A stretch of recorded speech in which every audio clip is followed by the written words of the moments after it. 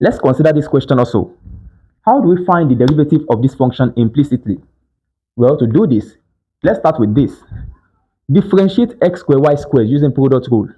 You are going to have 2x, okay, let's keep x constant, x squared multiplied by 2y dy all over dx plus y squared multiplied by 2x.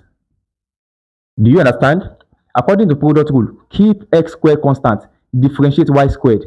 Keep y squared constant, differentiate x squared. Are you getting it? So now differentiate negative x, you're going to have what? Negative 1. Differentiate negative y, you're going to have what?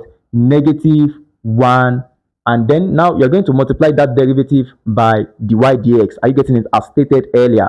Do you understand? So for this, I'm going to have negative 1 times dy dx, that is what? Negative dy over dx equals to what? 0.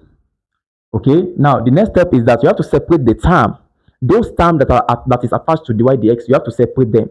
So for this, I'm going to have 2x squared y dy over dx minus dy all over dx equals to, now take this to this other side, I'm going to have 2xy squared plus 1. Okay, having gotten to this point, the next step is that you have to factorize dy dx.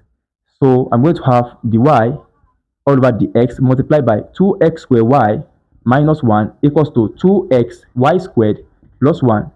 To get the value of dy dx, you divide both sides by what? 2x squared y minus 1. So I'm going to have dy all over dx equals to 2x y squared plus 1 all over 2x squared y minus 1. Okay, you can see that it's simple. Hello, you can see that it's simple. So you can leave your answer like this. That is the solution to that question. If you didn't understand, just let me reiterate. Okay, listen. Anytime you are differentiating an implicit function, notice what you are differentiating and notice what you are differentiating with respect to. Are you getting what I'm trying to say? We are differentiating y with respect to x. So anytime we differentiate y in this function, we're going to multiply the derivative by dy dx. You understand? And to differentiate x squared, y squared, you use product rule because the sign between x squared and y squared now is a product sign. Are you getting it? And if you engage product to differentiate this, you're going to have this. Differentiate negative x, you're going to have negative 1. Differentiate negative y, you're going to have negative 1, right? Now, because we are differentiating y with respect to x, we are going to multiply that negative 1 by dy dx. Negative 1 times dy dx will give me negative dy dx. Are you getting it? So that's why I have this. Then I collect like terms and then I factorize. Then I arrive at this answer. Okay. So that is the solution to that question. Let's consider more question on implicit differentiation. Okay. Let's consider the question that we have on the board.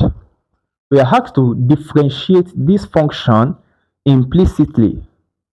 To watch the complete class, kindly click on the link in the description of this video or the comment section, okay? See you in the next class.